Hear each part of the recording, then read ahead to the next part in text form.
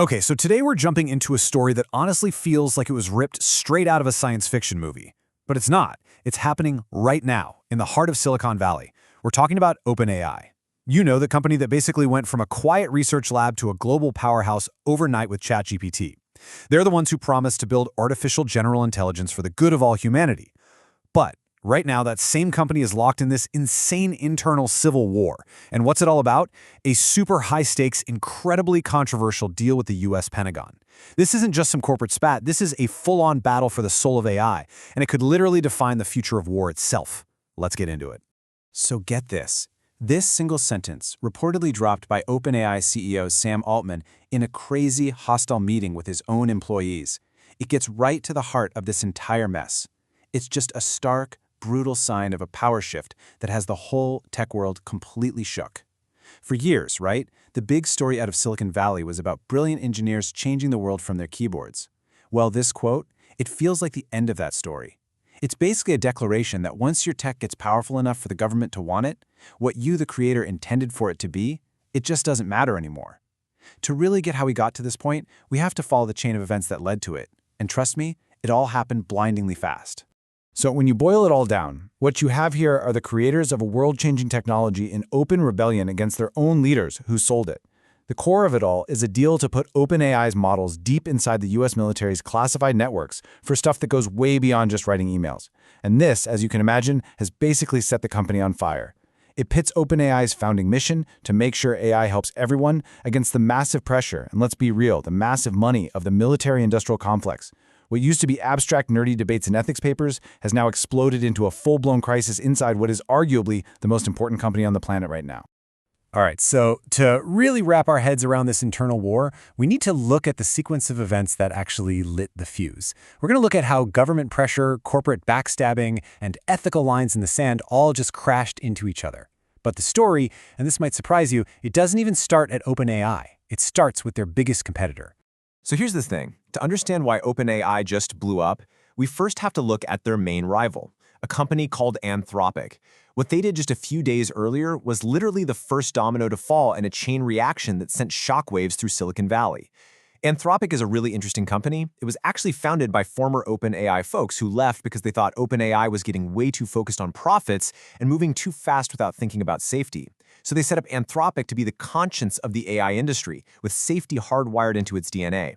Well, that principled stance was about to face the ultimate test.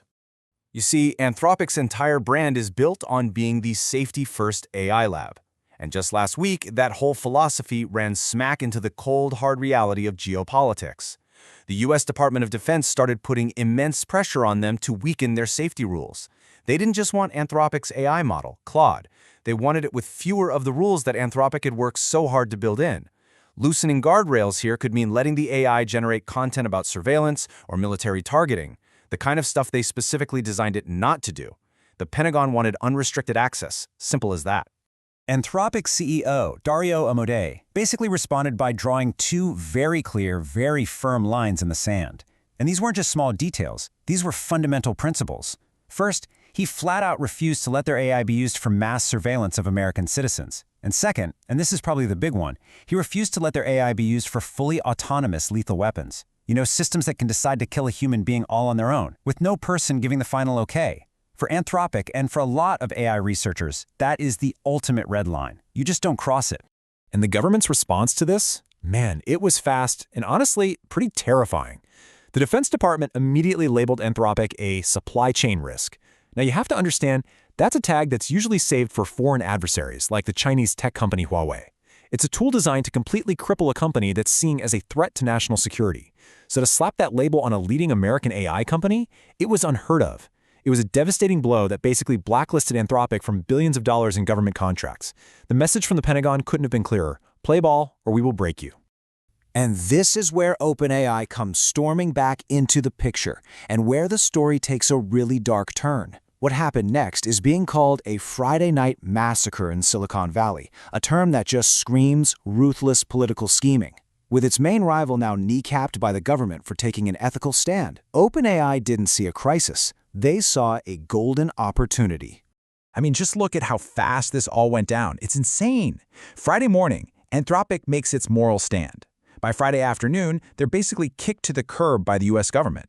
And then, just a few hours later, while the tech world is still trying to figure out what just happened, OpenAI's Sam Altman announces a massive deal to fill that exact spot, deploying their models on the Pentagon's networks. It was an absolutely ruthless power play. To everyone watching, and especially to the engineers inside OpenAI, it looked like their bosses had just waited for the government to take out their competition before swooping in to grab a deal their rival had just called unethical. And people noticed. Oh yeah, they noticed. The public backlash was immediate and just fierce. This slide really drives it home with just one number. Over that weekend, uninstalls of the ChatGPT app shot up by almost 300%. The hashtag #CancelChatGPT was trending everywhere. This wasn't just online chatter, it was a real crisis of public trust. And for a company like OpenAI, which really needs its public-facing apps to gather data and keep up its AI for good image, this was a huge blow. People were sending a very clear message with their phones. So this slide just lays it out perfectly, right? You've got this tale of two companies on two completely different paths. On one side, you have Anthropic, the safety-first lab. They said no to the deal, got branded a risk, lost a ton of government money, but in doing that, they became this magnet for top talent that cares about ethics. People were apparently flooding their HR department with resumes. Then you have OpenAI, the move fast lab. They jumped on the deal, locked in that massive contract, but in the process, they totally shattered their own company culture. They put themselves on a collision course with their most valuable asset, the brilliant people who actually build their technology. But you know, the real drama wasn't even on Twitter. The real fire was burning through OpenAI's internal Slack channels. Over that weekend, this feeling of betrayal just spread like wildfire through the company. And that leads us to the rebellion from within. The very same engineers and researchers who built these incredible AI models, the ones who joined OpenAI because of its noble mission, were now turning on their own leadership. By Monday morning, this wasn't just grumbling anymore. It was organized. Almost 900 employees from both OpenAI and Google signed this powerful open letter they called "We Will Not Be Divided." And the fact that Google employees signed on is so important, it shows this wasn't just some internal OpenAI beef. This was a wave of anxiety washing over the entire industry. And we're not talking about junior coders here. These are some of the smartest people in AI on the planet. They didn't get into this to build weapons. The letter was a direct challenge to the bosses, demanding they stand up to government pressure. So the pressure cooker is just building and building inside the company, right? It gets so bad that Sam Altman has to call an emergency all-hands meeting on Tuesday. And by all accounts, the vibe in that meeting was incredibly hostile. Employees felt completely betrayed. They were demanding to know how their company, which, by the way, still has a charter saying its duty is to humanity, not investors, could so quickly sign a deal that threw away the very principles that just got their rival blacklisted. The question on everyone's mind was, what do we even stand for anymore? Altman tried to smooth things over. He claimed that OpenAI had secretly gotten the same safety rules that Anthropic had publicly demanded. But his staff wasn't buying it. They kept pushing, asking the million-dollar question. What happens when the military uses our AI in a classified setting, a SIIF, where we have zero ability to check on how it's being used? And that's when he hit them with this absolute stunner of a reality check. He told them, flat out, that their personal opinions about whether a military strike is right or wrong are completely irrelevant. OpenAI builds the tool, they don't get to decide how it's used. And that's really the heart of it, right? This admission from the CEO of the most powerful AI company in the world. Once that tech is handed over, OpenAI has zero practical control. They can write whatever they want in a contract, but on a real battlefield, in a real war, a 4-star general is calling the shots, not some CEO in Silicon Valley. OpenAI, in this picture, is just the company that makes the weapon. You know, it kind of makes you think of Alfred Nobel, the guy who invented dynamite for construction, only to watch it become this horrific weapon of war. He created the Nobel Peace Prize out of regret. The people at OpenAI are facing that same kind of reckoning, but it's all happening in real time. So this whole showdown, it pulls back the curtain on this terrifying new world we're walking into. It's why those engineers are so scared. Let's zoom out for a second and look at the bigger picture here. This new AI arms race and the ghost in the machine that has everyone so freaked out. This isn't just about one contract. It's about the very nature of war itself fundamentally changing. You know, the experts, they have a name for the absolute nightmare scenario that keeps these researchers up at night. It's called a flash war. And as this slide explains, it's a war that doesn't happen over days or hours, but in milliseconds. Just imagine, two rival countries have AI systems watching a border. One AI picks up a weird sensor reading, maybe it's just a flock of birds, and thinks it's a drone attack. It launches a defense. The other country's AI sees that defense as an attack and immediately retaliates with something bigger. That whole exchange, from a tiny mistake to a global catastrophe, could happen faster than a human could even blink. So, you might be wondering, why is the Pentagon chomping at the bit for this tech? Well, it's not just to write better emails, I can tell you that. The military applications are absolutely mind-blowing. We're talking about AI that can scan satellite images from the entire globe in real time to find targets, models that can predict enemy movements and manage supply lines better than any human ever could.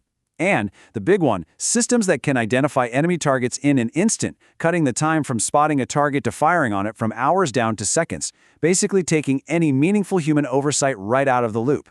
And this is where we get to the really scary part, technically speaking. It's something we've all kind of seen before, AI hallucinations. We've all seen ChatGPT just make up facts or write some bizarre story. And when it's writing a poem, it's kind of funny. But what happens when a military AI, whose job is to spot threats and drone footage, hallucinates? What if its data is just slightly off and it misidentifies a school bus as a tank, or a wedding party as an enemy convoy? A tiny error, a glitch in the data of a technology that its own creators admit they don't fully understand, could kill hundreds of innocent people in an instant.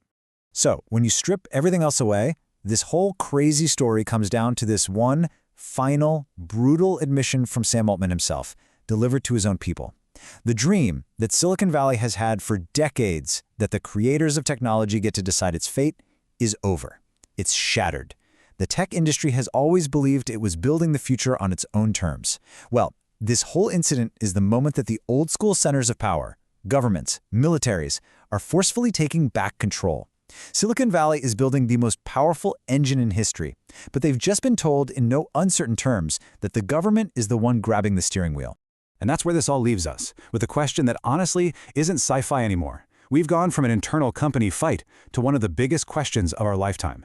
As we start handing over more and more life-or-death decisions to AI that operates at the speed of light, we have to ask ourselves, who or what is actually responsible when that trigger gets pulled? Is it the engineer who wrote the code, the CEO who signed the deal, the general who gave the order, or is it the algorithm itself, doing something no single person could have ever seen coming? That's the dilemma at the very heart of OpenAI's Civil War, and figuring out the answer is going to shape the rest of the 21st century.